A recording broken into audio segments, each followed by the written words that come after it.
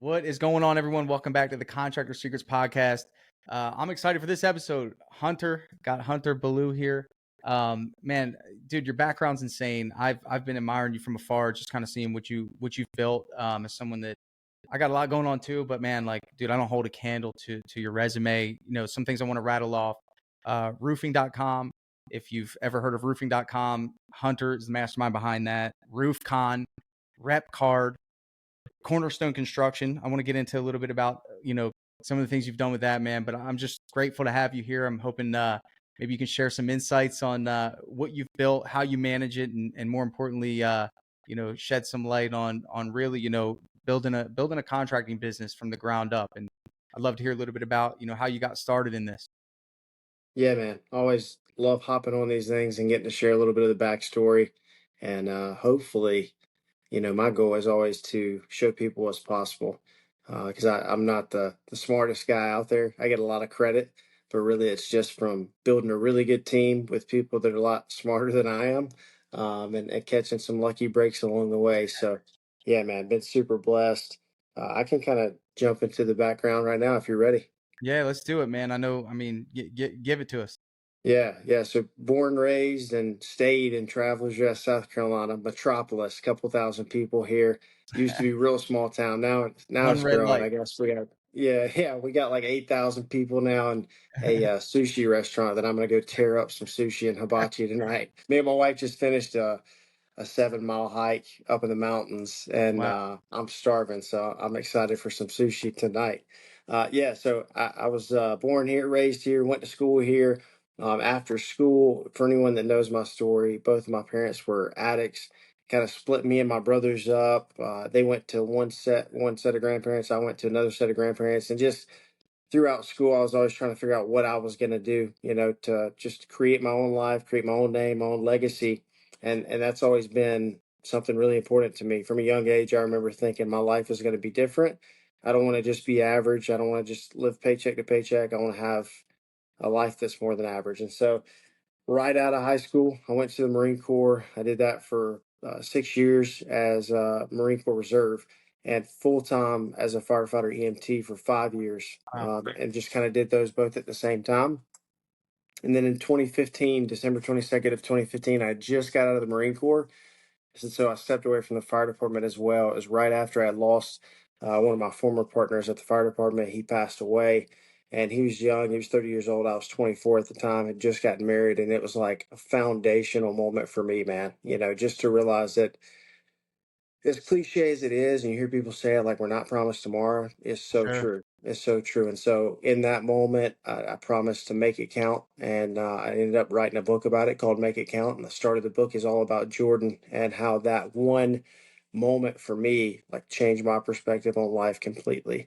And so for me, man, like it's really like a continuation of Jordan's legacy at this point. It's like, how do Wow. I continue to make an impact on other people and continue his legacy, even though he's not here to do it himself? So yeah, left the fire department not long after that, and started the game of entrepreneurship. Didn't really know what I was going to do. I had started like a moving company called Upstate Hauling Delivery while I was at the fire department. I was buying and selling boats and cars and trailers and like Wow. anything you could make money on Craigslist back in the day. I was doing it. But you know how that is, man. You get burnt out talking to people and having to deal with people. And so pretty quickly I was like, all right, how do I build an actual business? It started with me learning marketing when I left the fire department, and some of my first clients were roofers in the contracting space, and helped them grow really fast. And so then it was like, okay, maybe I'll start Cornerstone as a case study. And if I can get it to $1 million, then from there, I felt like it'd be easier to sell people, because I didn't realize like seven figures isn't that much in contracting. Like I thought it was a lot, because to me at 24 years old, I'm thinking like $1 million, $1 million, $1 million. I'm so fixated on that number. My goal that I told people over and over and over from the time I was, 18 to 24 was like, I'm going to be, or even after 24 was, I'm going to be a millionaire by 30. And so I was so fixated on seven figures, and quickly realized seven figures isn't that much money, especially when you're talking revenue, not net profit. Sure. So yeah, started Cornerstone really just as a case study, man. And 2017 is when we launched that. Did it, like hired a couple sales reps, but didn't take it real serious until the end of 2018. And then the January of 2019 is when I really got serious about Cornerstone and started growing that. That year we had some good growth, rolled into 2020. By the end of 2019, I was like, man, I miss the fire department. I miss, Wow. the Marine Corps. Like I miss that camaraderie. I didn't miss the politics of it, but I missed the camaraderie. And so started RoofCon and Revolt our mastermind. And so it actually started as Bold Brotherhood. And I wanted to make it to where someday we could have women involved. And now, we're at that point where we have lots of female members as well. So we ended up pivoting and call it Revolt instead of Bold Brotherhood. But yeah, it didn't take long, man. I remember specifically end of 2018, I was like still doing consulting and some marketing and stuff. And I remember saying, you know what, I'm going to go all in on Cornerstone. I'm not going to focus on anything else. And I made it like 6 months. Like the struggle of an entrepreneur, man. It's like Tough, being a man. squirrel, Spitting that time, dude. Yeah, man. Like it was 6 months. June came, and I was like, man, I got to start something like to start hanging out with other entrepreneurs. And so started Revolt, and then did our first event for Revolt in August of 2019. And one of the guys walked up to me and was like, man, we need something like this for the roofing industry specifically. And so me being me, I'm like, all right, what can I call it? And I start Googling names. I found RoofCon and I bought roofcon.com. And then in 60 days from that point, 90 days from that point, November of 2019, we had the first ever RoofCon. And so since then, it's grown. We had like 39 people at the first one and 10 vendors. And last year we had Saw that, dude. 5,200 people. Yeah. Dude, that's insane. All right, there's a lot to digest. Let me break that up a little bit, brother. So you're scaling Cornerstone. What was the process of the acquisition? I mean, like, how did you facilitate that? I mean, what were you mentally ready? You were mentally ready to let that go. Like, No, I that's really wasn't. I really wasn't. No. So like 2020 was our first year that we broke through eight figures to like 15 million in sales or so. And to be honest with you, man, our net was horrible. It was horrible because really we had a lot. invested so much money into growth. I bought a ton of trucks, wrapped a ton of trucks, opened up new offices. And so it didn't really matter to me because I had no thought of selling at all. Like Really, I wasn't ready. And so I joined two masterminds because I knew at some point I was going to want to sell, and I was just right? interested in M&A. And I'm like, nobody's really doing it in the space. At least at this point, this is 2020. Like now, everybody sees private M&A. equity What does that stand for? mergers and acquisitions, Okay, M&A. and then like PE for private Sure. equity. Everybody sees it now, but in 2020, like that wasn't a thing. They were still real heavy in the HVAC space, not Yeah, even touching the roofing space. right, And so I joined these two masterminds. I'm like, yeah, I want to learn how to build the value of the company. And I'm so right, glad I did, man, because I learned some very valuable stuff on how to just get exponential growth in the enterprise value of your company. And within 30, maybe 60 days, I think it was like within 30 days of wow, joining one of the masterminds, one of the guys that ran one of those two masterminds comes to me. He's like, hey, man, I know a guy trying to buy roofing companies. You should talk to him. I'm like, dude, we're not ready.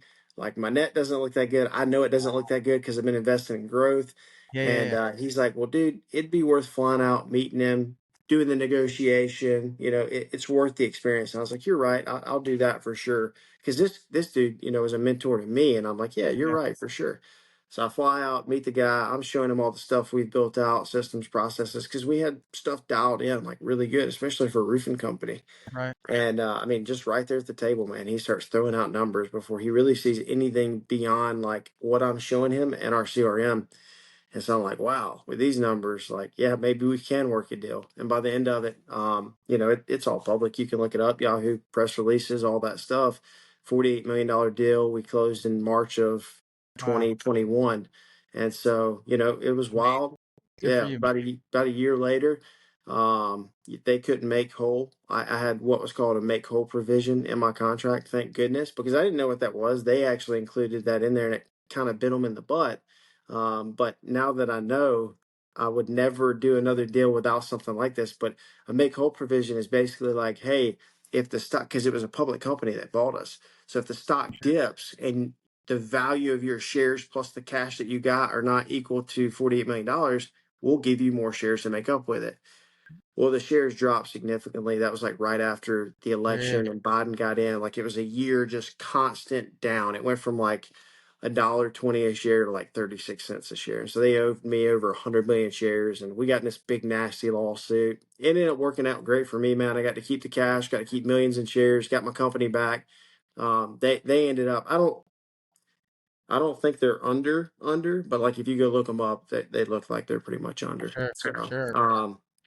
yeah, it's not as glorious as people think it is when they read the press release and they're like, "Oh, Hunter sold this company for all this," but it was a great learning experience, man. Like Sure. once you go through that and you learn all So what do the you get, shares in the private equity along with, well, or this is different because it was public. It was public, yeah. But oh, but you can get shares if it's a private equity deal. Depending on how they structure the deal, you can get shares. You can roll back in part of your equity. Like so, what a lot of guys do when they sell a company is, I'll come in. Let's say I'm private equity. You own the company. We'll come in. We value it. It's worth $10 million. We'll give you 6 million, and then there'll either be an earnout or you'll roll that other 40% in, the 4 million in, which gives you equity or shares in the entire deal. And the goal is to grow collectively. And what happens a lot of times is value of those that shares, you second resell those bite, shares.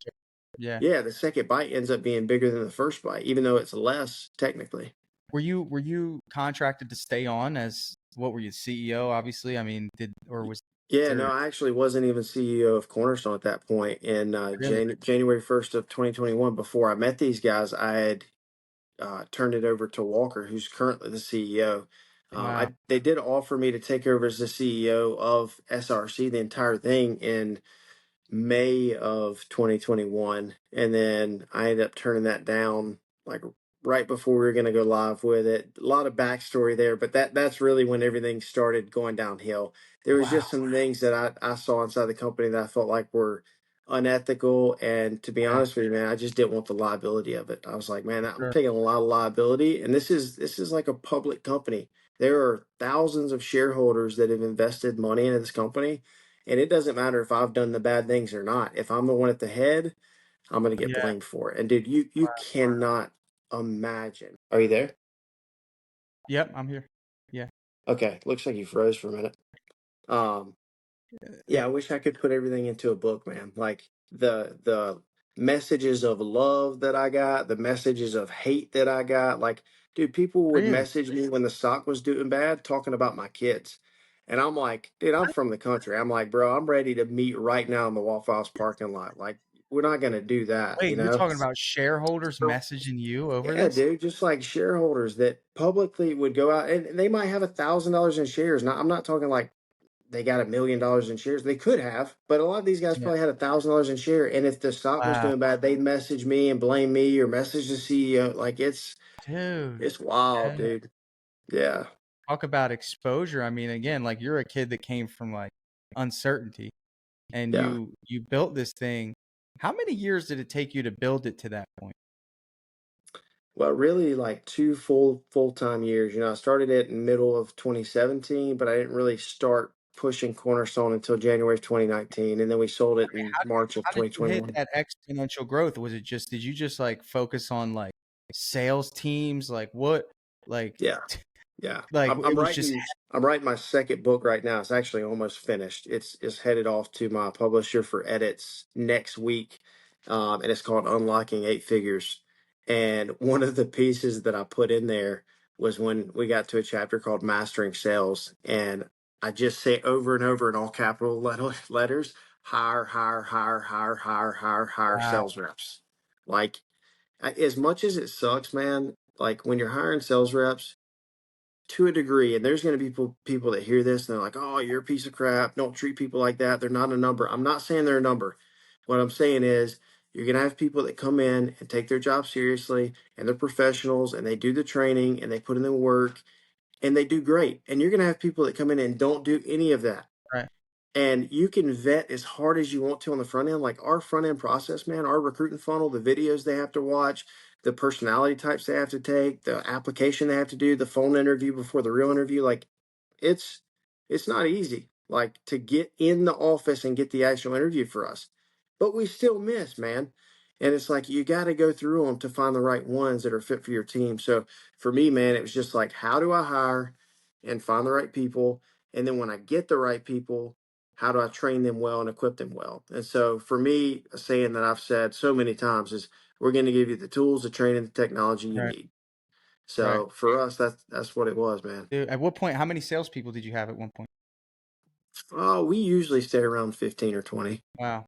Are they generating their own leads mostly, or are they mostly Yeah, taking? yeah, a lot. It's probably split like 50-50. We get a lot of referrals, Sure. Google, Facebook. Yeah. Yeah, very nice, man. So you pivot from there.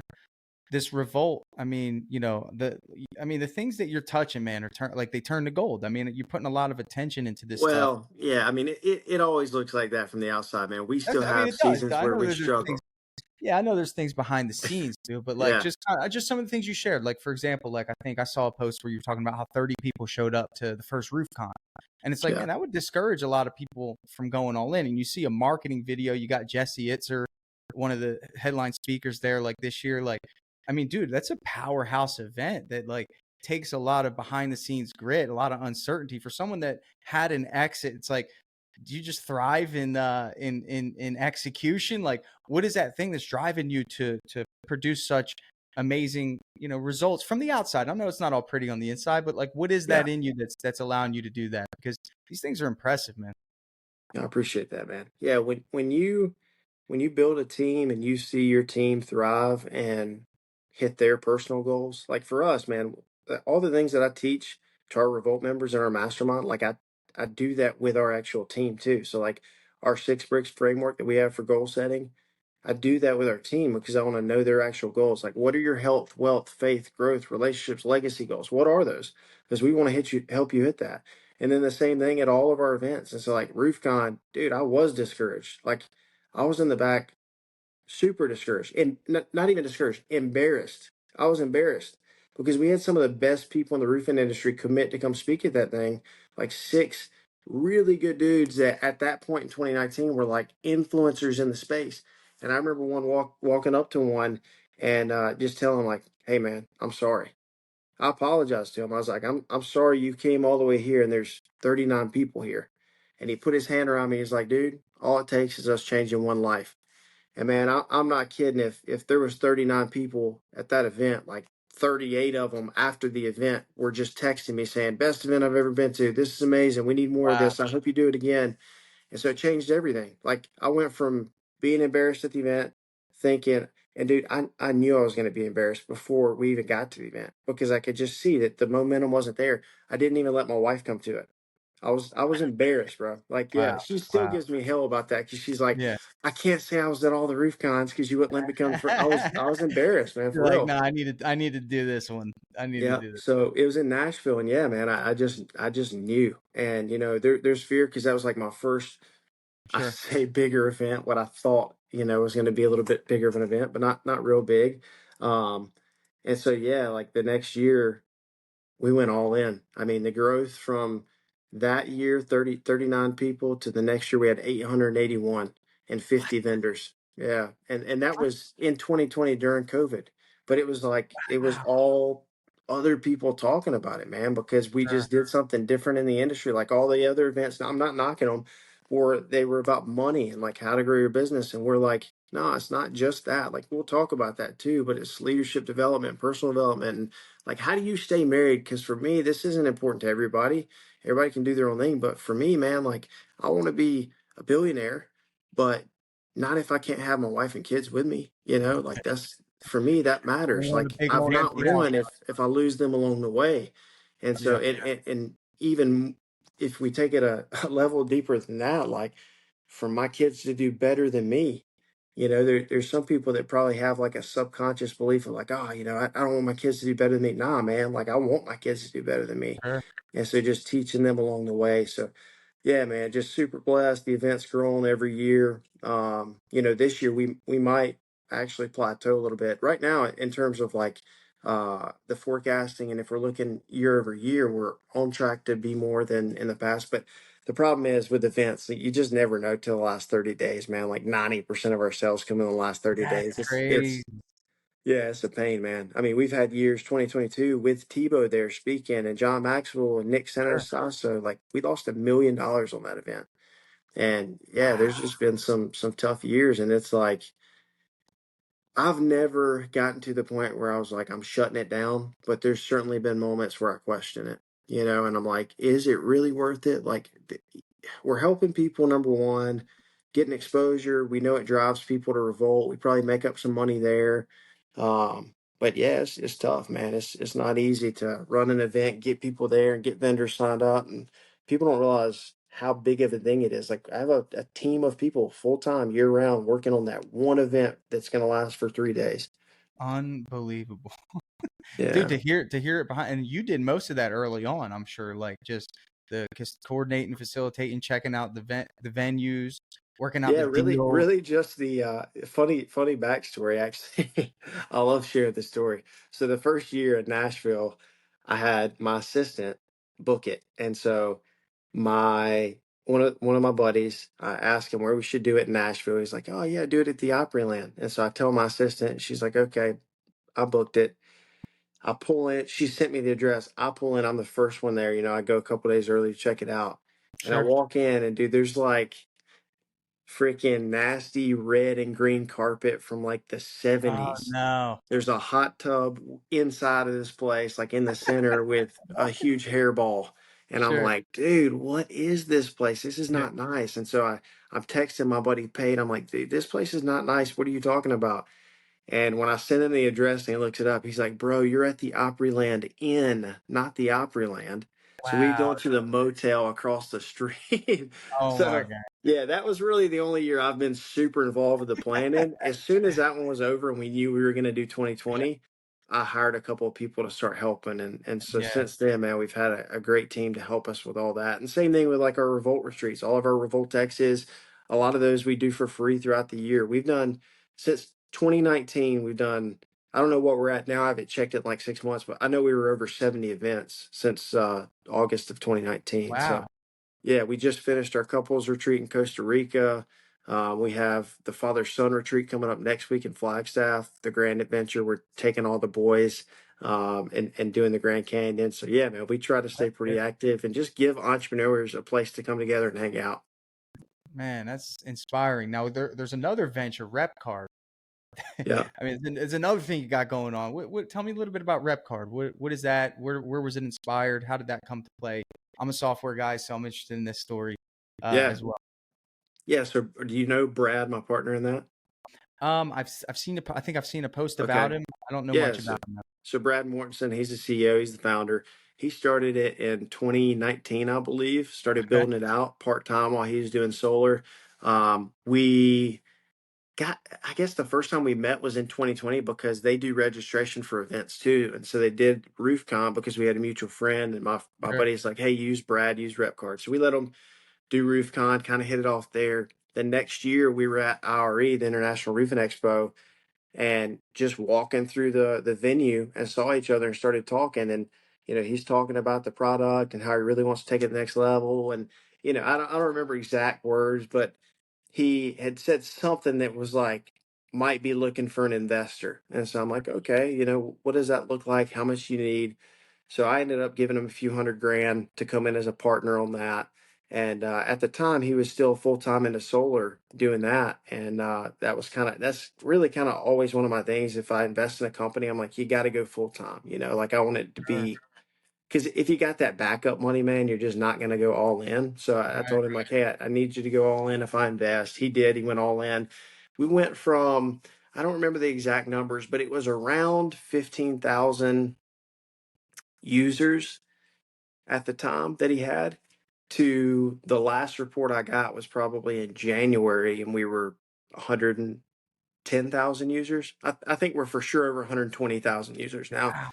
So in 3 years, yeah, we've grown a That- bit, and that's companies coming on, adding their sales reps, and it's Sure. evolved, man. That's what's super cool is he's done an amazing job. Him, the Yeah. team we have I in downloaded Phoenix. it. It's a Yeah, good app. It yeah, really man. Yeah, and it really is. Like I don't just say it because I'm a partner in it. Like sure.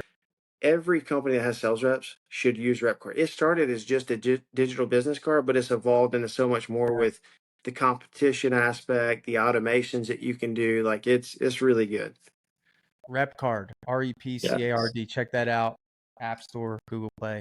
Man, Hunter, man, honestly, man, like hearing this, I mean, you didn't dive too much into your background, your Marine. Thank you, for your service. But my question to you, man, what's next, man? You're writing a new book that's exciting. The mentorship aspect of the Revolt. What is next for that? Like, is that something that you're going to continue to do ongoing, or is this going to be something that maybe you branch away from? It seems like it's something that drives you and helps with your marriage. I mean, meeting couples. I'm sure you met friends and family, like getting this entrepreneurship community together. I mean, is that the main focus for you right now at this stage of your entrepreneurship journey?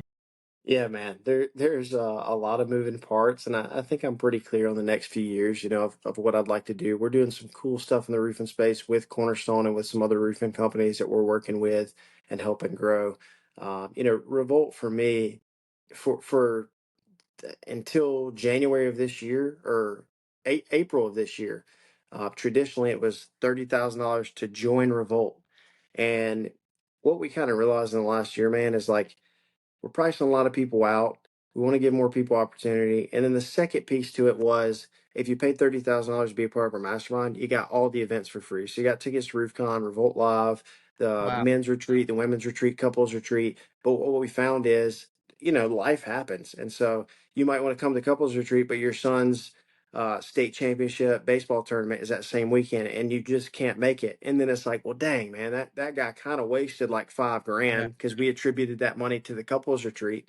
And Right. so we completely changed our model this year to where you can get started for 10 grand if you pay up front or as low as 1250 a month. And so I'm really excited about that. We've always kind of just kept it around 100 members, and now we've got it to where we want to grow it to a few hundred members and just reach more people. Yeah. Like my life mission that I tell people all the time is to develop millions of leaders that go on to impact billions of lives. And so I just realized, like, to do that, I got to reach more people. And if For that sure. means lowering the price point to reach more people, more business owners, like the one percenters, so they can then impact their team, then Yeah. that's what we'll do. And so, yeah, man, Revolt's Worthy so cause, man. fun for us. Yeah, it's a worthy cause, and I think now I have quite a bit of painting contractors that listen to this. I mean, do they have to be in the roofing space in order to interact with some of the things you got going on, or No, we have concrete guys, we have pest control guys, we have marketing guys, we have sure? finance guys. Yeah, I mean there's mostly contractors, but we have people outside of contracting. Right on, right on, man. Yeah. Hunter, man, you're inspiring. I'm grateful to have your presence on our podcast, man. Wishing many blessings to you going forward. Thank you for giving me your time, man. I think this was inspiring. I knew that asking you was a little bit of a reach, to get you on here, but thank you for your time, man. And if you guys want to connect with Hunter, what's the best way to do that? Yeah, just Facebook, man. I'm easy. I got all kind of Yeah, resources and tools I'm happy to sure. share. I talked a little bit about like knowing your numbers and stuff. We have like a clarity calculator, spreadsheets. I'm happy to share all that stuff for free. So Awesome, just let me know. awesome, man. And book on Amazon now. Last time I checked, it's only was it the audiobook's $1, right? I have no clue what it is, man. That crazy backstory there is I used a freaking publisher for my first book and I Okay. never got a single report, never made a single penny. And Really? so I like Wait, make it, you're hardcore talking about nego make it count. Make it count. Yeah, yeah. Really? At one point, he told me early on, like 2 months in, he was like over 20,000 copies, but I've never got a single actual report. And so I hardballed him for like a year and was like, hey, I want to buy my rights back. I'm not going to push the book anymore unless I can get the rights back. So about 3 or 4 months ago, I bought the rights back to the book. I've not updated everything on Amazon because apparently I'm going to lose all my reviews and I'm worried about losing all the reviews. A lot of reviews Um, on there. yeah, but the next one, man, the plan, the hope, I've not even said this like publicly on a podcast, but I'm trying so hard to get this next one launched before RoofCon, which is October 23rd through the 25th in Orlando of this year, 2024. So we're trying hard, man. We're close. It's like I said, about to go to the publisher so they can format and do all that kind of stuff, add pictures because I have a lot of Good. examples. And like Yeah. the first one was more of like a passion thing because it was about leadership and legacy. Make it count. It tells Jordan's story and all that. A bunch of exercises that I've created over the years for the retreats. The second one is business focused. It is about unlocking eight figures and how you grow to a $10 million company. Guys, check it out. Hunter, man, thank you so much. I'm going to drop the links to whatever I can find Cool. in the description of this podcast. Thanks again, bro. Appreciate you. Yeah, man. Thank you.